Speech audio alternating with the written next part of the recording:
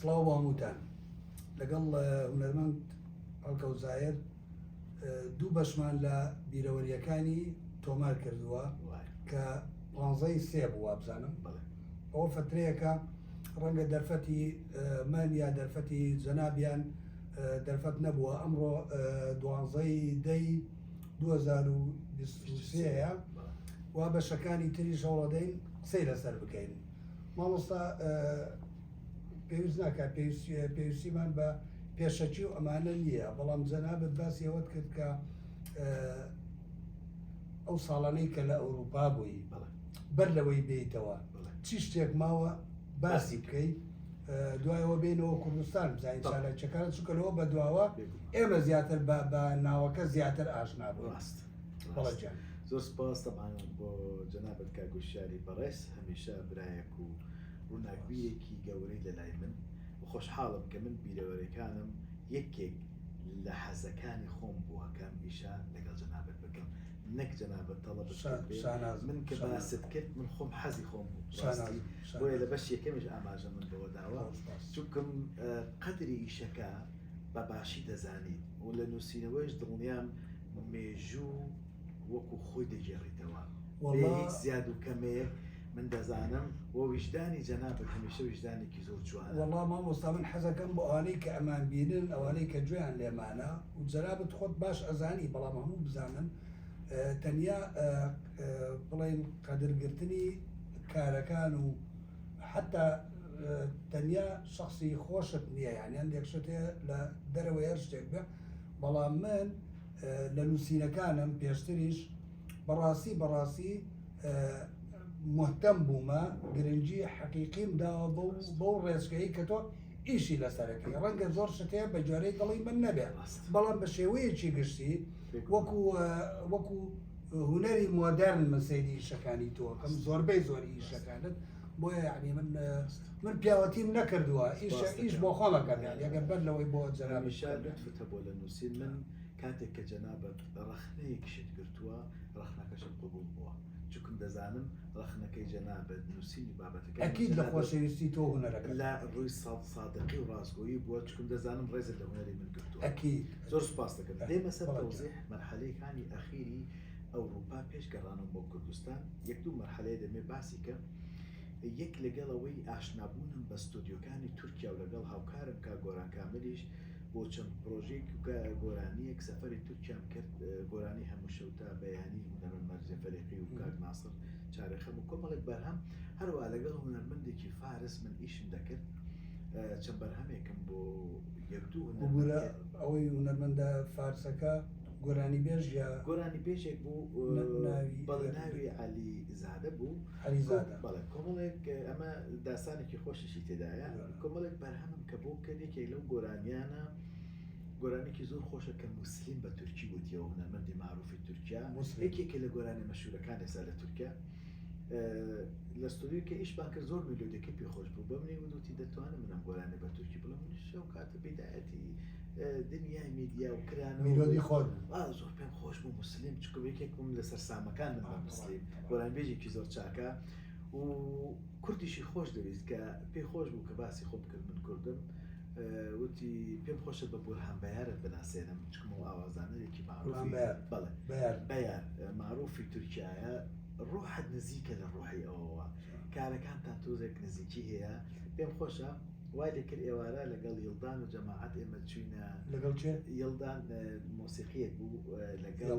بەڵێ لەگەڵ تارکانی ئازربێلا چێ تارکان ئازربێلایە لەوێ چوینە سەر باخیرەیەک منتیقەکان زۆر شارەزان نەبووم ئەو کاتە تورکیا خۆ دەزانی گەورەیە لە ئەستەمبول نانێکما خوارد و شاعیرێکی بان کرد و بورهان بەیاریشی بان کرد لەوێ لەگەڵ بورهان بەیارێکم جار بووم ئاشنا بووم پێی وەکو ناودەمناسی چکم گۆرانەکانی ئیبراهیم تاپلاسس زۆری لە مەشهورەکانی ئەوە ئاوازانەرێکی زۆر معروفە زۆر گۆرانی جوانی دروست کردووە ئەو مەرحەلەیە ئەو گۆرانی بە تورکی وتۆ ئێستا یەکێکە لە گۆرانە تورکی معروفەکان لە ئێستادا خەریکی داواکردنەوەی حقوقی خۆم بۆ ئەو گۆرانیە چونکەم کاتێک کە تۆمار کراوە لە ستۆدیۆکە لای منیان نەنووسیوە ڕاستی هەندێک جار شتیوان ڕوو دەدات ئەو کاتەش یوتیوب و شت نەبوو مهتەمی بەوەدا هەتاکە لە ئێستا دەکە یاسایەک دروست بووە بۆ پاراستنی مافی فکری هەموو کەسێک چ نووسەر چ ئاوازانەر ئەو بەرهەمانە بکردو دواتر بەرهەمی ڕفراندۆم هاوبەشی هەردوو هونەرمەندی گەورە کاک ناسیر ڕەزازی و خاتوون مەرزیە فەریقی ئەو کاتە وشەی ڕفراندۆم تازە بوو من لە 2003 لە چی وڵاتێک ئەوەتان لە ئەڵمانیا تۆمارم کرد لەگەڵ هاوکارم کاک سامان چاوشی خەڵکی سلێمانیا لە سوید تۆماری دەنگی خاتوون مەرزیە و کاک ناسرمان کرد و کلیپەکەش لەوێ کردمان لەگەڵ کاک شوان چاوڕەش و کاک ئاراسی ئێستا ڕفراندۆم تەکسەکەی چێ بوو؟ کاک تارقی فەقی عەبدوڵڵا و ئاوازی منە ئاوازی منە هەروەها کۆمەڵێ کار و بیرۆکە لەگەڵ خاتوون مەرزیە لەدایک بوو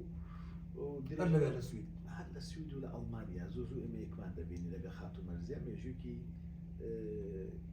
زۆرم هەیە لەگەڵ خاتوون مەرزیە کە دەستمان بەکار کرد معجب و بەکارەکان کە لەگەڵ من درێژەی پێبدا و ئەعلانیشی کرد ئەو کاتە کە پێم خۆشە کارەکانی لە مۆدەم لەگەڵ ئاوازانە خەڵکە وەزایر بێ ئەو مەرحەلە و تێکەڵبوون لەگەڵ خاتوون مەهاباد قەرەداغی لە ڕێی خاتوون مەرزیەوە خاتوون مەرزیەوتی من حەزەکەم لەگەڵ خاتوون مەهاباد قەرەداغی بێگومان ناوێکی ناسرا و سەرێکی بەناوبانگە پێم خۆشە یەک ببین و قسە بکەن لەگەڵ یەک و شعرێکی زۆر جوانی هەیە گۆرانیکی درێژن بۆ تۆمارکەی وتم زۆر باشە و بەڕاستی خاتوون مەهاباد کە بینیم ئینسانێک پڕاپڕ لە جوانی شاعرێک هەستێکی جوان زۆر منی خۆشویست و منیش زۆرم خۆشویست تێکەڵبوونێکی زۆرمان دروست بوو کۆمەڵێک شعری دامێ شەوێکی خۆش دانیشتی پێکەوت لە ستۆکۆڵم دواتر ئەو سەردانێکی تری ئەڵمانەیە کە لەوێژیەکمان بینی ئینسجامێکی زۆر باش لە بین من و خاتوون مەهاباد قەرەداغی تێکەڵاو بوو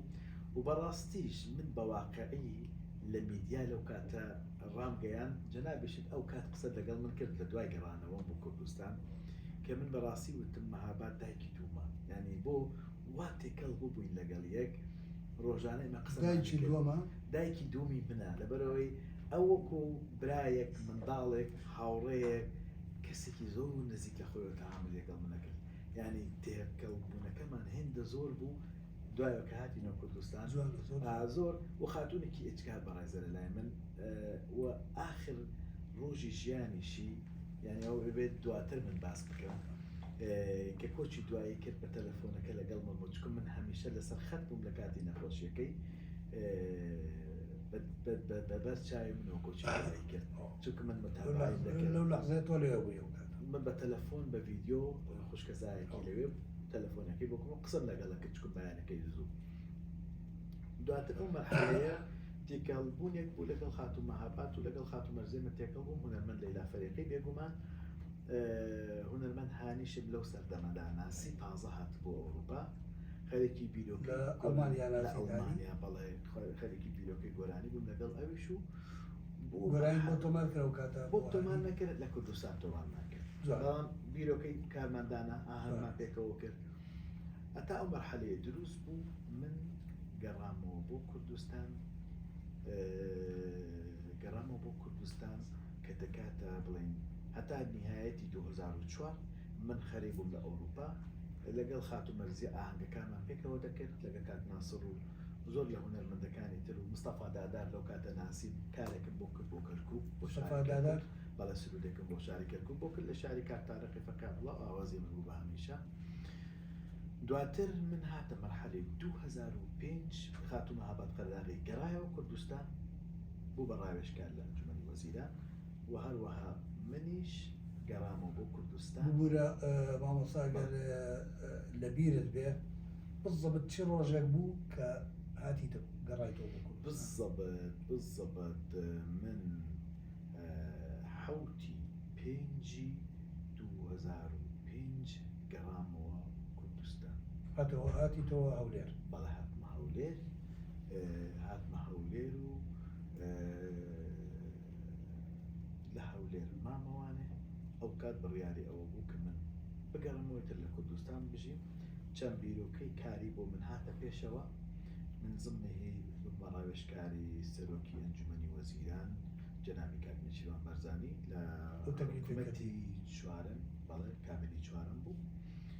ئەو کاتەش ئەو پۆستەی یەکەمین پۆستە وەکو مێژووی کورد کە حکوومەتی هونەری حکوومەتی هەرێمی کوردستان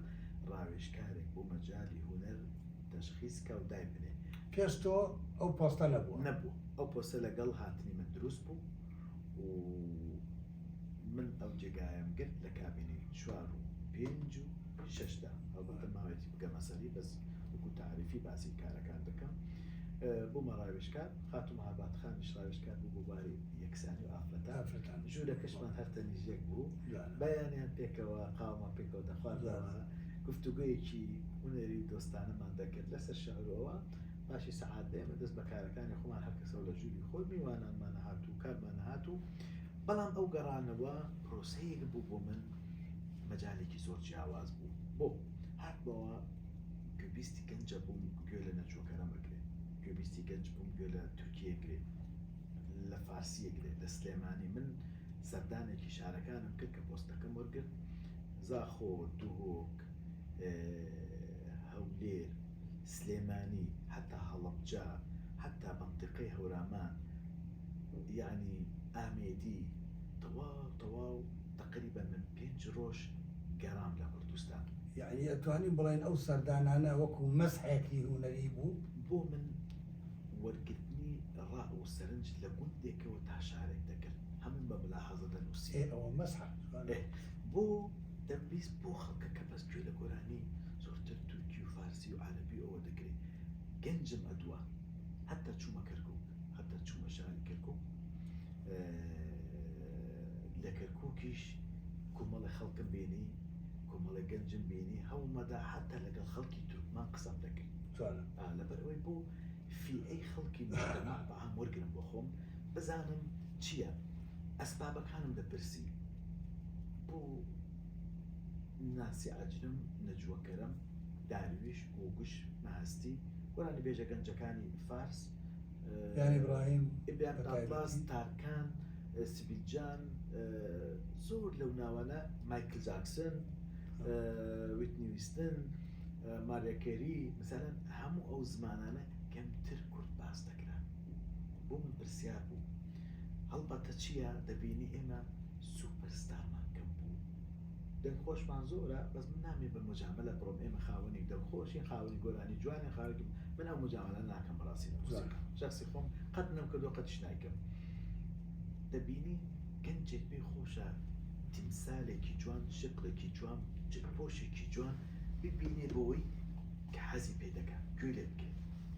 ئێمە ئەوەمان کەم بوو، من ناوەم نەبوو، بەس کەم بوو. ئەتەوێ بڵێ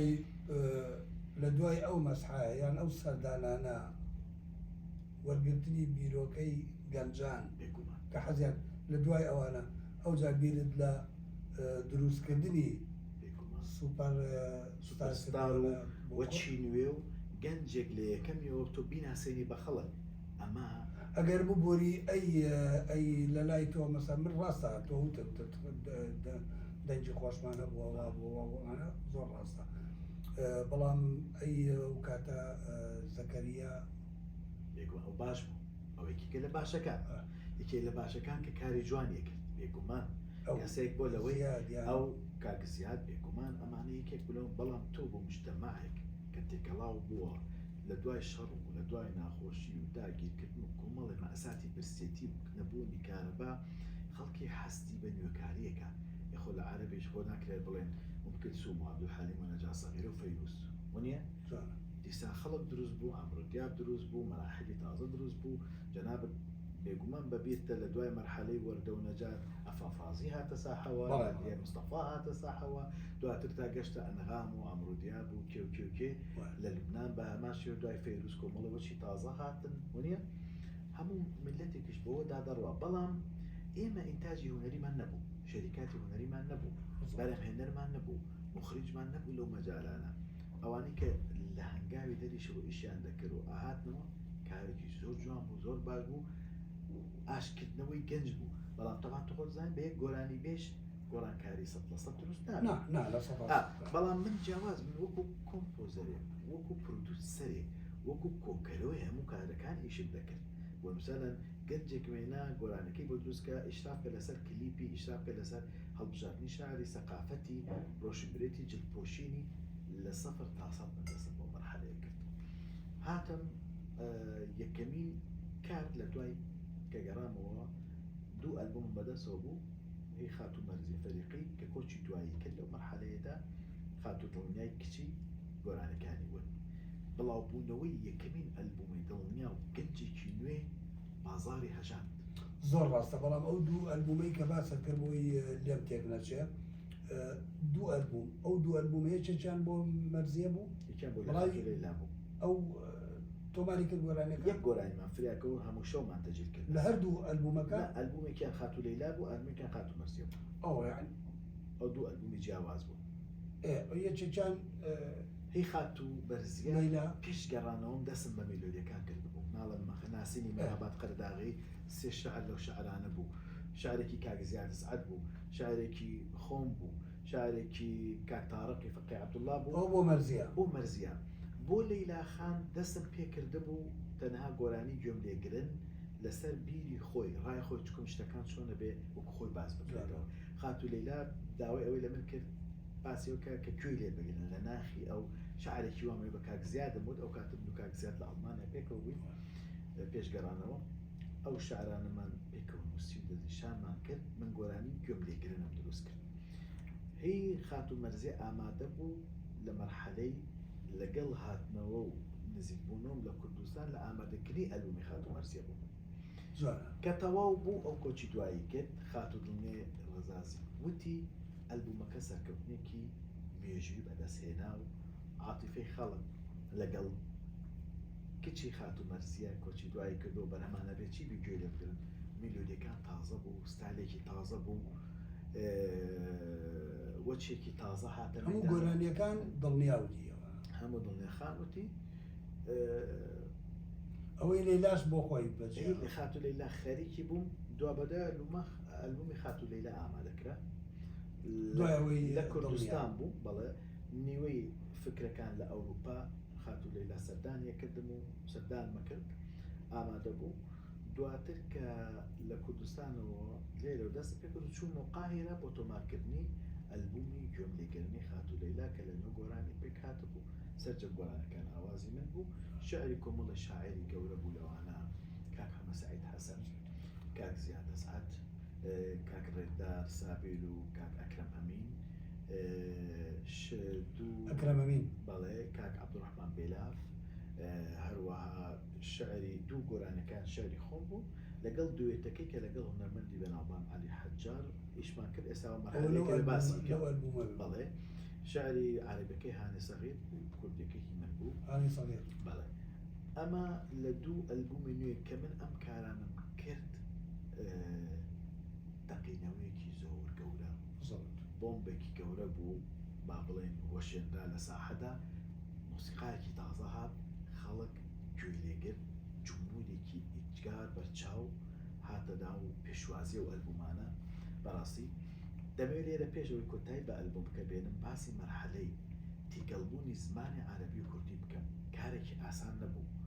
هونەرمەند لەیلا فەریقی وەکو قودوەیەک لە کورد هەڵبژێری لەگەڵ هونەرمەندێکی بەناوبانگ خاوە مێژوویەکی گەورەی وەک عەلی حەجار بچۆ بۆ مسر تێکەڵبوونی لەگەڵ فەرهەنگێکی تر و وڵاتێکی تر کردن لەگەڵ قاهیرە تێکەڵبوون لەبەرەی مۆسیقاری بەناوبانگ یەحیا مۆجی کە کوڕی محەممەد مۆجیە و ئاوازانەری عەبدولحەلیم و کەلسوم و نەجات و وەردەیە بێگومان ناسراوە هەروها لە ڕێی هاوڕێی خۆشەویستم ئەشرەف غەریب کە نووسەرێکی بەناوبانگە ئەشرەف غەریب کە ئێستا سەرنووسەری گۆڤاری مجلەی کەواکیبە بێگومان جەنابە دەیناسی پەیوەندەکانمی لە مسر بەهێز کرد بەڵام هەمووی دەگەڕێتەوە بۆ مەرحەلەیەک پێش ئەو مەرحەلەی گەڕانەوەم کە لە دەرەوە بووی من لەگەڵ هونەرمەندی گەورە سوعاد حوسنی تێکەڵاو بووم ئاخر مەرحەلەی ژیانی کە من لەگەڵێ بووم دەکرێت بە فەرعێک باسی ئەوە بۆ بکەم چکم ئەوە مەیدانێکی زۆر قوڵە کە لەگەڵ ئەو هونەرمەندە گەورە من لە منداڵی و معجیبی ئەو هونەرمەندە بووم توانیم پێی بگەم توانیم ئاوازی بۆ دانم توانیم کاری بۆ بکەم نەخشەی بۆ دوای گەڕانەوە کە بەرەو مسر دێتەوە کارکەین لەسەری ئەوانەمان هەمووی دانا بەڵام آخر جار فریای گۆرانی کەوتم کە بە کاسێتی سەحافیەکان دەنگین تۆمارکرد بوو لە دواییدا ئیشم لەسەر کرد و مۆسیقام بۆ دانا و کارم لەسەر کرد لە مەراحلەکانی تر باسی دەکەم لە چەند میهرەجانێک تەکلیف کرام لەسەر ئەو کارە. ئەمە دەستپێکێک بوو لە هاتنەوەم شۆک دروست بوو جەنابەت لە ناو سەحافە ئاگاداریەوە بووی چەندین جاری دیفاعت لە من کرد و لەسەر نووسیەوەم کۆمەڵێک تۆمەت و تاوان ئاراستە دەکران مۆسیقای عەرەبی مۆسیقای عەرەبی سلاحێکی زەعیف بوو بە نسبەت خۆمەوانێ ومن وشیان دوو ئەلبومە بۆ دوو ئەلبومە دواتر ئەلبومی دوو کەسی تری بەسەردا هات ئێستا باسی ئەوش دەکەم. ئەو مەرحەلەیە هجوومێکی زۆر بوو کەسێک بوو لەناو حکومەت بوو تۆزێک ناخۆش بوو بەڵام کۆمەڵە خەڵکی گەورە من قەت لەبیری ناکەم یەکێک لەوانان نووسەری گەورە و شاعری بەتوانە و ڕەخنەگەری ناسرا و کاک حەمەد حەسەن ڕۆژێک هات لەگەڵ من دانیشت لە هۆتێل شیراتون قاوەیەکمان پێ کەوتووە وتی کاکەڵکەم تۆ کارێکی زۆر باشت کردووە کارێکی جیاوازت کردووە مختەلیفی لە ساحەکە ئاراستەیەکی زۆرتر لەمە ئێستا دەکرێت چکن لە حکومەتیشی ڕەخنە من یەک پێشنیار بۆ تۆ دەکەم ئەبەد هەڵنەچی ئەبەد جوابی کەس نەدەیتەوە ئەگەر کەسێک ڕەخنەی دنیان بدی لێ نابی گوێلەوانە بگرە و ڕێزیشی لێ بگرە بەڵام کلیکێک زیاد مەکە بۆ کەسێک کە ئەزە ئەوێت تۆ بڕوخێنێ شانسی و پێ بدەی خوێنەری ئەو کاتە چەند سایتێکی موقعێ زیاتری هەبێ هجوومەکە ئێجگار زۆر بوو کۆمەڵێک خەڵک هەبوون با بڵێن 20% لایەنگر بوون لە من هەشتاکەی دش بوو چکە شتێکی تازە هاتبوو با واقعی بڵێن مۆسیقەکانیش دش بە من بوون ئێمە زۆر زار باسی واکەین ئەفو مامۆستا زۆر زار باسی واکەین بەڕاستی هەموو شتێکی تازە دژایەتیە بێ دژایەتیە کاک حەمەد سەعیدی لەوتی کەلسوم بخوێنەوە ژیانی تەماتەیان تێکرد و تەقەیان کردووە فەیروز عەبدولحەلیم تەماتەیان تێکردووە فەیروز لەبەروی ستایلێکی تازەی کرد لە لوبنان دەرکرا هەر لە مەنتیقەکەی خۆی بەبەر دوای کەوتبوو لەبەروی خەڵک ڕاهاتبوو بە نوعی گۆرانی تر هەمان سیناریۆ بۆ من دروست بووە هەمان لێدان بە شێوەیەکی نووسین و بابەتی نەکبێن خەڵک تەماتۆ بەربگرێت بەڵام 20% ئەمەلەکە ئەو بوو خەڵکانێکی زۆر دایان نووسی زاهیرەیەکی تازە هاتووە ناو مۆسیقای کوردیەوە تەسەوڕەکەم ئەگەر من بووری تەسەوڕەکەم ئەگەر ئەوە بە نەچینە ناو مجاملەوە تەسەوڕەکەم ئەو لە سەتا 20 کە تۆ باسیەکەی تقریبا نخبە بوونە بەڕاستی لێرەدا لە بابێکی کەش لە من ئەدرا هەندێک بابەتی کە کلیپ دەست پێ دەکرا مەرحەلەیەکی کە دێمەسەری لە ڕووی ئەوەی هەندێک جار لە کچەکان لە ئەوروپا هاتووە من ناتوانم کۆنتڕۆڵی ئەو شتە بکەم پەیوەند بە منەوە نییە من کەسێکی ئاوازدانەرم لە کۆتاییدا نەک مخریج پەیوەندی بە تۆ هەیە سەرکەتۆ با من لێرە هین نەکەم پەیوەندی بە منەوە من ئامادەکاریم بۆ کلیپەکە ئەکرد بەڵام لە کۆتاییدا هونەرمەندەکە ئازاد بوونەوەی بڵێ من چۆن ئەمەوێت دەرکەوت دیدێکی واقعەشە بوو لە کوردستان مەدەنیەتکردنەوە ئازادی فکر تەوەژوویەکی نوعەکە بۆ ناوێناوی بەرەم بڵێن ئیسلامی لەبەر ئەوەی کە من بە خۆم کەسێکی کە بەڕاستی جواب بوو هەبوو لەو ئەتوانی بڵێن حیزبە ئیسلامیەکان زیاتر حیزبە ئیسلامیەکان ئەو کاتە و تەوەجوه هەبوو خەڵککردنەوە هەبێ ئازادی هەبێ وەچی تازە بۆ سەری ڕۆتانە ئەەکەن کە جلوبەرگەکان وایە بۆچی لە کوردستان ئەوە نەبێت با دیدێکی واقعی بێت بەڵێت ئەوە با بڵێن بۆچوونی خۆت بۆ ئێستاش لە بیرما هەتا لە دیمانەیە بێگومان باسەکە جەنابیشتە بۆچی ئێمەش هەیفاوابیمان نەبێت بۆ نەبێت فعلەن ئەو کاتش بەدیل وابوو مەرحەلەیەک دەستی پێکرد وەچێکی تازەم هێنا کە من ئێستا ژۆک مێژوو باسێکم بە یەکێک لە باشترین گۆرانی بێژەکانی هەموو مێژووی کوردە باخان لەلایەک بوو من ئێستاش ئەڵێن باخان پێم خۆشە کاک هەڵکەوت لەسەر ئەوە ڕابوەسی بەڕاستی باخان چۆن ناسیت چۆن تێکەڵاوی بووی چۆن ئیشت بۆ کرد چۆن دوور کەوتەوە ئەمە بەلای من و بەلای خوێنەر و گوێگریشەوە گرنگە لەبەرەوەی باخان ئێمە بمانەوێ و نەمانەوێ بەڕاستی ئەو سوپەرستارەی کە پێشتر باسێکەی لە قۆناغێکە ئەو بەڕاستی ئەو باخان من ڕۆژێک دانیشت بووم ئەوە لەو قۆناغانەی کە باسیەکە هاتمە تۆ بەڵێ سەری ڕۆژنامەمە کرد کوردستانی لێم سیر کرد کچێکی ڕۆح شیرینی ڕێکوپێک لە جەریدەیەکدا دەڵێ باخان بەنیازی گۆرانی وتن و وەکو مقابلەیەکی بچووک دانرابوو دیداری کچەکەم بینی ئەوە زۆر بەدڵم بوو جێدەکە دەبیر نییە کوردستانی بوو بەڵێ کوردستان بەڵێ پاش نیو سەعات لە ئێستاعلامات و داوای منیان کرد کچێک و دایکێک داوای تۆکە ببینێ لە چۆ لا هەولێ لە ئەنجومەنی وەزیر بەڵێ کێ بوو خاتوباخان بوو لەگەڵ دایکی بۆ پشگیریکاری هونەری هاتبوو قەدەرەکە دەبیر نییە بزەبت کەی بۆ ئەوانە بالضبط بوو 2006 پێنجم بەڕێ کرد لە شەشەوە باسەکەم ڕاستی کە هاتە لام زۆر پێم خۆش بوو یەکێک بوو لەوانەی کە پێم زۆر قبول بوو ئەو خاتونەکە گوێم لە دەنگی بوو سەرسامی دەنگی بوو و بە ئێستاشەوە بە مەراحلی پێشوشەوە پێم وایە ئەگەر دەدەنگی باش لە مێژوی هونەری کوردیدا هەڵبژێرێ دەکەس مناڵم یەکەس دەکەس هەڵبژێر یەکلەوانە باغان یەکێک لەوانە باخانە و جەنابیش اختلافت لەوە نییە بێگومان من تەسەوڕەکەم نەک منەوە تۆ تەسەوڕەکەم خەڵکی زۆریش بۆ هەموو خەڵک ئەمە لەلایەک بەڵام ئیشکردن یاری لەگەڵ ئەو کاتەی کە هاتن بۆلات ئەو کاتە ئەتزانی کە باغان کچی سەڵاح باسی باسی بنەماڵەکەی خۆی کرد کەنەوەی بەڕێز نووری ئەحمەد تەهایە کامەران بکردی خاڵیەتی یعنی کەسایەتێکی شار سلێمانی بنەماڵێکی گەورە کچی هونەرمەندێکی گەورە زۆر خۆشحاڵ بوو زۆریشت پێ خۆش بوو دەستم بە کارەکانی ئەو کرد ڕۆشتە بۆ هۆڵندا کارەکانم بۆ ئامادە لە هۆڵندا بوو لە هۆڵندا بوو بە تەلەفۆن ئێمە لە پەیوەندی بوون گۆرانەکانمان حازر کرد گۆرانەکانمان حازر کرد یعنی ئەو کاتێک کە لەگەڵ دایکی بوو بورەتخوا بەڵێ نانە تەواوە پرسیاری جەناب کاتم لەگەڵ دایکی ئەو کاتە یعنی ئەوە اتفاقتان کرد لەسەرەوەی کاربوونی کاری بۆ بکەم پێی خۆش بووەویش بێگومان هەردووکمان اتفاقمان کرد لەسەرەوەی کە کار بکەین شاعری کۆمەڵە شاعری بەڕێزم بۆ هەڵبژارد لەوانە کاک حەمەد سەعید حەسەن گۆرانی کێ و کومن و گێ و گۆرانی تۆ هەروە کەس لە عیشق کاک حەمەد سەعید ئیبراهیم هەروە دوو گۆرانی کاک ڕەند سەنگاوی بوو شاعرەکانی ڤالنتاین کاک هەرێم یاسین بوو باڵێ هەرێم یاسین و گۆرانی کاک ئەکرەم ئەمین چۆن دڵم دێ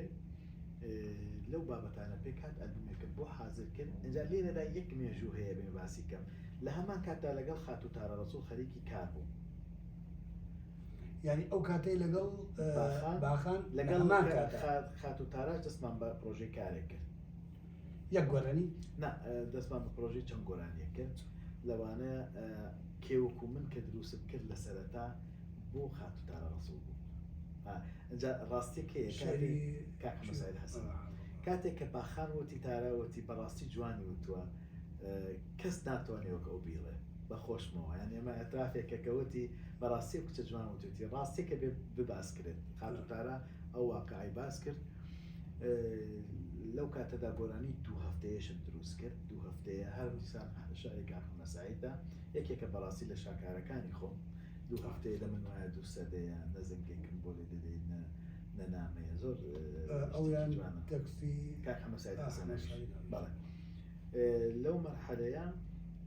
ئەلبومی باخان بوو بە سێیەم پرۆژەی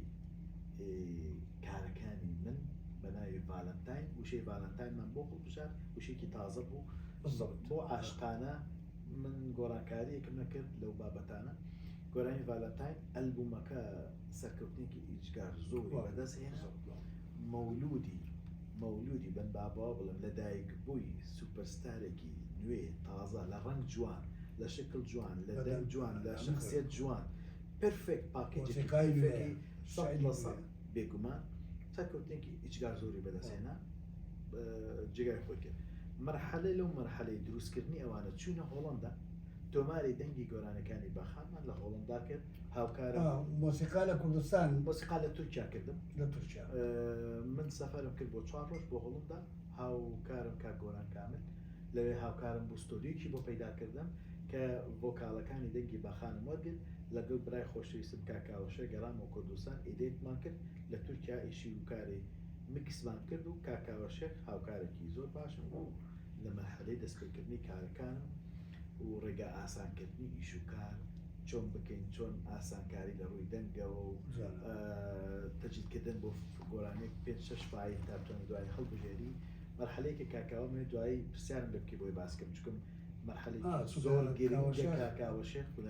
زۆر گەورەیە ڕقەمە ناوە پێش من کاری زۆر بۆ هونەرمەندان کرد بوو لە پاکێجێکی زۆر جوان خەڵکی دروست کردووە بەڕاستی شتێکێکم ناوانەی من لێ فێر بوو. بەڕاستی من نامەوێت پرسیارت لێ بکەم لەبارەی کاوەشێخ. کاوەشێخ خۆتە زایی لە چی خۆ ناغێکە ئیشت تا ئەوەی من بزانم بە یەکەوە زۆریشتان کردووە. دواتر بەرنامەی ستودیۆ ئەستێران هاتە ئاراوە لەو مەرحەلەیە ئامادەکاریم کرد و سەرۆکی لەجنە لەگەڵ مامۆستا وریە ئەحمەد و محەممەد زازا دکتۆر محەممەد زازای بەڕێز زۆر بخۆش ئەوێت سڵاوڕێزی تایبەتی بۆ نێرم چکم بەڕاستی هونەرمەندێکی زۆر پرۆفشناڵە مامۆستایەکی زۆر زیرەکە بێگومان مامۆستا وریا بە هەمان شێوە ئەو پرۆگرامەمان کرد تێیدا بڵێن هەڵدێر و میرا عەلی لێرەدا لەدایک بوون دوو گنجی تازە دوو دەنگی خۆش بەڵام بێگومان میرا وەکو مەرحەلەیەکی دەنگ باش بڵێن پلەی دوی وەرگرت پلەی یەکەم بەر هەڵدێر کەوت بەڵام دایمە مەراحلەکان بۆ من یەک و دوو فەرق ناکات ئەو کاتاکەوێتە سەر چالاکی و کاری دیسان دەنگی میرا لەدایکبوونی دەنگێکی جیاواز لە ساحەی کوردی کە لە کەس نەچێت ئەو مەرحەلەی بۆ من بیرخستەوە چۆن عەبدولحەلیم حافظ لە پەنجاکاندا دەنگێک دروست بوو ساحەیەکی تر بوو ڕەنگێکی تر بوو لەگەڵ فەرید جیاواز بوو لەگەڵ عەبدولحەلیم جیاواز بوو لەو مەرحەلە گۆرانی بێژی باشمان هەبوو لە کوردستانی بەڵام میرا مختەلیف بوو بەڕاست بەڕێگی منەوە و بە تا ئێستاش پێوەندە یعنی بۆ مەرحەلەی کە من خۆم دوو کەسم دروست کرد بێ 100% پێم وابێ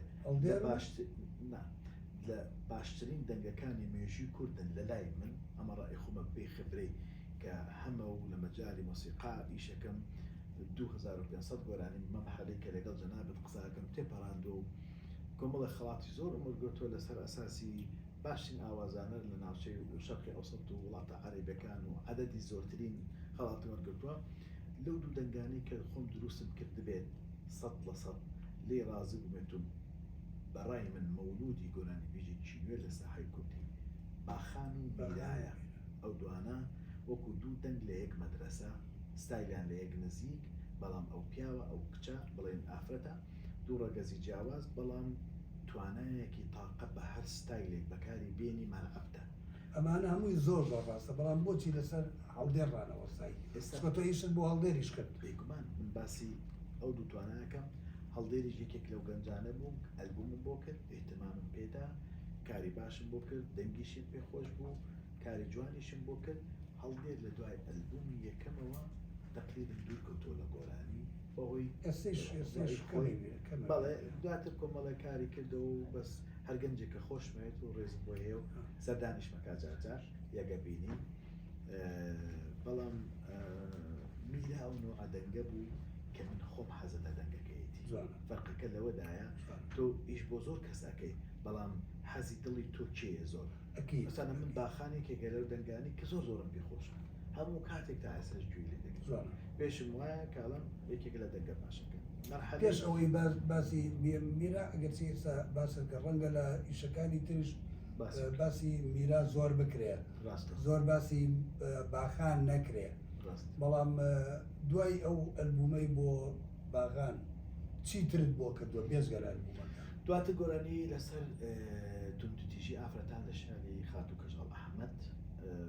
لە 25 نۆڤەمبەر ئەو گۆرانی پێشکەش کرد ساڵێک 25 نۆڤەمبەری 2007 بەڵێ ئەو گۆرانیمان پێشکەش کرد مەرحەلەیەکی تازە بوو دیسان گۆرانێکی نوێ بوو بەڵام ئەمە ئەوە ناگەیەنێت تەنها من دیسان خەریکی کاری نوێ بوو لەگەڵ هونەرمەندانی کە مەرحەلەیەکی کە دەستی پێکرد لەگەڵ خات و چوبی فەتاح دەسم بە پرۆژەی ئەلبومی کریستاڵ کرد ئەلبومەکە بە ناوی کریستاڵە کۆمەڵی شاعری شاعیرانی بمبورە ماڵۆسا زۆر داوای لە بردنەکە من پێم خۆشە لەسەر باخان ڕابوەرزی ینی باخان لە چی مەرحەلەیەک ئیتر لە دوای کام گۆرانیانە یەک جار نەما دەمەوێت باسی کەم بۆ یەڵم لەو مەرحەلەیە دواتر خەریکی ئەلبومی خات و چۆپی بوو هەتا دواتر یەک دوو کاری ترم بۆ باخان کرد لەوانە لەسەر توتیژی دواتر گۆرانیەک بە هاوبەشی لەگەڵ من هەڵدێت بۆ ئەلبومی دووەم بوو گۆرانێکی تری هەڵدێر و باخان هەڵدێر و باخان بە تۆمارکرا بەڵێ ماوە هەیە گۆرانێکە لەو مەرحەلەی بۆیە ئەوەستم ئەچمە سەر شتێکە دێمەوە سەر باخان ئێمە لە ئامادەکردنی ئەلبومی دووی باخان بووین ئامادەشمان کرد هەندێک زروف هاتە پێشەوە هەندێک کار هاتە پێشەوە بەداخەوە من دەڵێم ئەو ئەلبومە گۆرانەکان تۆمار نەکرا بڵاو نەکرایەوانەیە بەهۆی ئەوەی هەندێک گرفت دروستکرا نەمن نەباخان بێ گوناح بووین لەو بەشیانی بێبەری بووین مشکلیان بۆ دروستکردین ڕاستی پرۆژەی باخان مشکلی زۆر لە دوو بوو خەڵکێکی زۆر هەوڵیان ئەدا کێشەی کۆمەڵایەتی کێشیان بۆ دروستە کرد کە ئەو کچە بەهێزە بەتوانایە نەمێنێ لە مەجالەکە بەڵێ مەشاکیل زۆر من نامێ بچوە ناو تەفاسیل و بەڵام مەشاکیلی زۆریان دروست کرد هەتا وەکو سووکە ئارتیستێک دروست بوو بەڵام ئێمە زوو ئاش بووینەوە هیچ کێشەیەک لەبەرمانەوە بە ئێستاشەوە من ڕێز و حورمەت بۆ باخان دەلێرم هەمیشە کەسێکی میسالیە کەسێکی زۆر بەڕێزە کەسێکە زۆر نمونەیە لەناو ئەخلاق جوانی ڕێکوپێکی زۆر و ئەو دەنگەیە کە من سەرسامم پێی جەیداخە کە ڕاستە جەیداخە هیوادارم ئەگەر لەگەڵ منیش دەبێت لەگەڵ هەر کەسێکی بەدەست بەکار کاتەوە چکم لە هونەری کوردی ئەو دەنگە وەستی بەڕاست دەگمەلە ناوازەیە زۆر تەواوە جەنابەت بۆ چونەکە زۆر تەواوە مەرحەلەی ئەوە دەستی پێ کرد ئەلبومی من چۆپی فەتاح شێکێکە لە دەنگە باشەکان لەلای من کچێکی زۆر بەڕێزە و زۆر پرۆفشناڵە بەڕاستی زۆر پرۆفشناڵە لە تەعاملی لە ئیشکردنی لە دیقەی کاتی بۆ ستۆدیۆ هاتن ئەکادیمی شۆخ زۆر ئەکادیمی گۆرانی ئەڵێ لە ستۆدیۆ بێگومان کەسایەتێکی زۆر جوانە لەلای من زۆر بە حورمەتە زۆر ڕێز لە کاری هونەری دەگرێت کە دەیکات ئەمە زۆر گرنگە کچێکی زۆر جددیە یعنی مەرحەلەیە کە لەوەی کە تۆ تەوقیتت داناوە لەگەڵی ملتەزیمە بە یەک هەتا سەد شەعر لەبەرکردن نووسینەوە و هێنانی لەگەڵ خۆی بە مەزبوطی و ئەداکردن و لەبەرکردنی گۆرانەکە کۆشش ئەکا بۆ گۆرانی چەند گۆرانی بوو چەند تراک من 8 تراکم بۆ خاتە چۆپی کرد لە کوردستان کردان لە چۆ کردان گۆرانەکان مەمەسخەکانمان لە تورکیا تۆمار کرد دەنگەکەمان لە کوردستان تۆمار کرد و بەڕاستی مێژووکی جوانە گۆرانی هەوڵمەدە شاری کاک ئەکرەم ئەمینە گۆرانی کریستاڵ شاری کای دکتۆر ئاراز عەبدولکەریمە گۆرانی کاک ئەدیب چێلکیە کۆمەڵە کاک ئەدیب چێلکی شاعیر بەڵام ئەلبومەکە هەشتراکە و سەرکەوتنێکی ئیجگار زۆر باشی بەدەستهێنا بەڵام من لێرەدا دەوەستم لەسەر ئەوەی کە کاتێک ستۆری ئەسێران تەواو بوو ئەلبومی میراش کرا ناوی شاعیرەکان نابێت لە بیرکەم لێدا کە یەکەم ئەلبومی میرا هەشتراک بوو بە ناوی بەبورە بوو بەبورەکە لە 2007 بوو لە 2007 لە دوای باخان یەکەم ئەلبومی کە بڵاوم کردەوە میرایە میرە ئەوجا چۆپی هەڵدێر ئەنجا چۆپی فەتاح ئاوادێت مەرحەلەکە بۆ یوتم هەڵدێر و میرا لە یەک مەرحەلە پێکەوە تقریبا بڵاو دوای ئەوان چۆپی دوایەوە هونەرمەند چۆپی فەتاح بوو تێکستی ئەو دوو ئەلبومی هەردوو هونەرمەندان کاک هەڵدێر و میرا تێکستەکانی کاک حەمە سەعید ئیبراهیمە زۆرتر و کاک حەمە سەعید حەسەنە کە شێرکۆ بێکەسە شاعری گەورە هەروەها خاتومە هەڵار خەرداغی کاک ئەدیب چێلکی شاعر و کۆمەڵە کاک ڕەنسەنگاوی و کۆمەڵە شاعری تر ڕەنگ بێ لە مەرحەلەکانی کەنەوەی ناوی بڵێم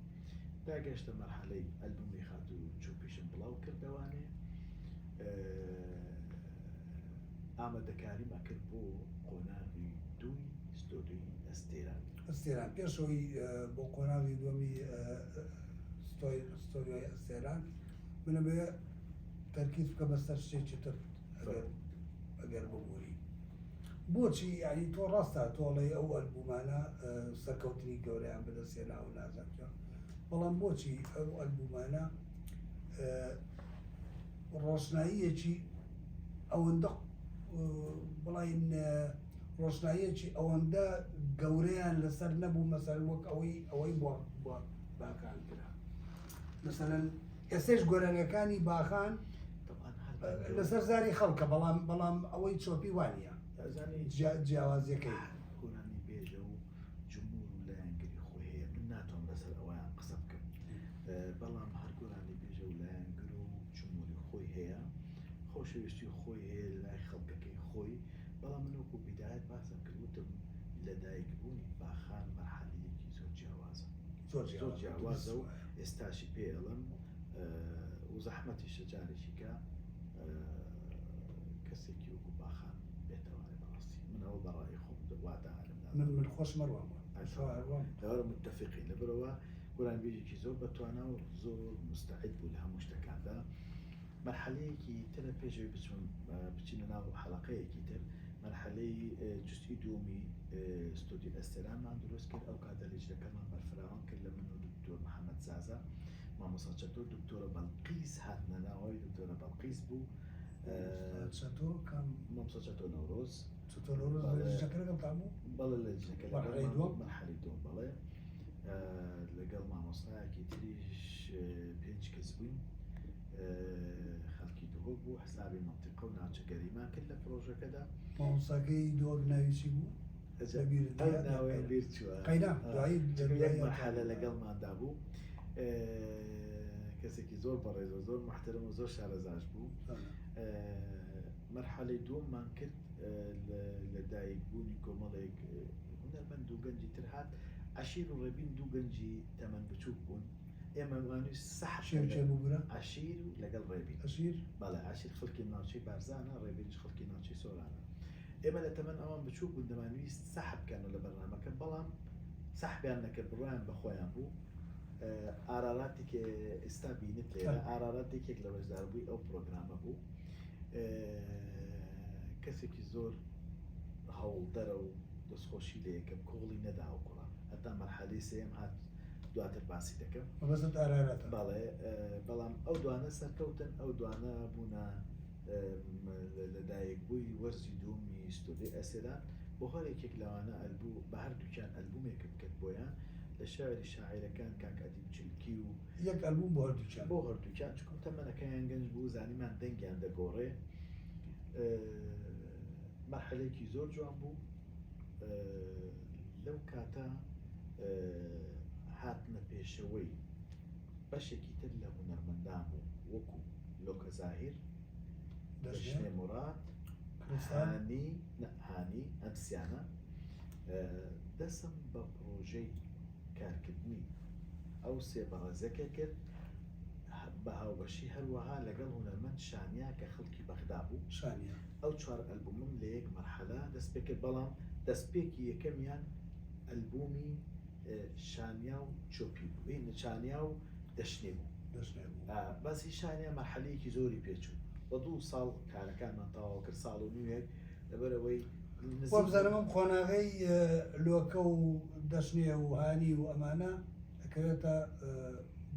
بەشی دووەم لێرەدا بەشی چوارەم. ئێستا مێ بەزەوەندە بڵم لێکەم مەرحەلەکە دەسم پێکرد ئەلبومی هێلا هەوپەی دەشنێ بوو، وەجهێکی تازە، کارێکی نوێ لە ستایلێکی نوێ، پۆپ ستایل کە ئەوەش گەنجانی ئێمە بە پێی ئەو دراسەتی کردبووم. ئێمە نوێحێکمان هەبێت لە زمانی مۆسیقای غەربی بێجگەلەوە لە کلیپەکانیشە زۆرێک لە حرەکە و سەما بێگومان و تێکەڵبوونی لەگەڵ گەنجەکان لەگەڵ یەک، مثالەن دەشنێ و هەڵدێ، دەشنێ و میرا، ئەو کاتە و دوو گەنجە لەو مەرحەلە هاتبوون بە ئەلبوم دوێتەکانمان دەست پێ کرد. خەڵک حەزی بە دوێت بوو زۆر، تێکەڵکردنیان لەگەڵ یەک ئەلبومی هێلا هەوپا سەدایەکی ئیجگار زۆری بالضبط. داوە لەسەر ئاستی جیهان نەک لەسەر کوردستان جەریدەی فەڕەنسی جەریدەی بەڕێتانی جەریدەی یۆنانی هەمووی دەینووسی شەکێرایەکی نوێ لە ڕۆژهەڵاتی ناوەڕاست لە کوردستان دەشتێن بە خۆشی زۆر مۆهیبەیەکی جیاوازە بە ئێستاشەوە من زۆر مقنعم بە وڵی مامۆستاگەت تەرکیز بکەی حەزەکەم بڵێ چی گۆڤارێک یان جەریدەیەک لە چی وڵاتێک والله شەکیرایان باس زۆرن لەوە بەس ڕۆژنامەی سەرەکی زمانی فەڕەنسا پاریس لەسەری نووسی بە باشی هەروەها جەریدەی ئەڵمانی هەر بەرلین لەسەری نووسی هەروەها جەریدەیەکی یۆنانی شەکیرای کوردستان شەکیرایەک و نوێ وەچێکی نوێ لەدایک بوو بە شێوکی باش بە جوان وەسف کرا دواتر لەدایک بووی کارێکی پرۆفشنال لە ڕووی کلیپۆ لەگەڵ دەرهێنەری بەناوبانگ لە 100% بەڵام بۆ بڵاوکردنەوەی لە کەناڵە عالەمیەکان لە شوێنێک بڵاو بووە زۆر کەناڵی ئەوروپی و غەربی و عەرەبیەکانی وەریان گرت بەڵێ بڵاو بوو تەقینەوەکی بێزگە لە ڕۆتانە و بەڵێ بەڵام دیسان ڕەخنەباران نەکرێت لەبەرەوەی کچێک سەما بەر ڕەخنەبارێکی زۆر کەوتم من لە بیرمە ینی لەو خۆناغەیە من وەڵامی هەموو زۆربەی ڕەخنەکان مەدایەوە چونکە ئەو ستایلیان ئەو ڕێچکەیە بەڕاستی زۆر گرنگ بوو ڕاستە بۆ گەنجی زۆر قبوڵیە کرد ئەلبومەکە زۆر سەرکەوتوونی بەدەستێنا و زۆر سەرکەوتوو بوو گۆرانەکانی زۆر باشوونە ناو خەڵکو و کلیپی باش و دەشتێش مۆهیبەیەکی زۆر جوانە لە کەس ناچێ شارەزایە و من مەعجیب بووم بەڕاستی بە دەربڕینی ئەوە کچێکی بەڕێزیشە ڕەوشتێکی بەرزی هەیە زۆر لەلای من کچێکی محتەفەز و بەڕێزە ئەو مەرحەلەی دەست پێ کرد و دێمە سەر قۆناغی چوارەم مەرحەلەی لەسەر لۆکۆ دەست پێ یەکەین تا لێرەدا تا دەشنێ دەوەستی زۆر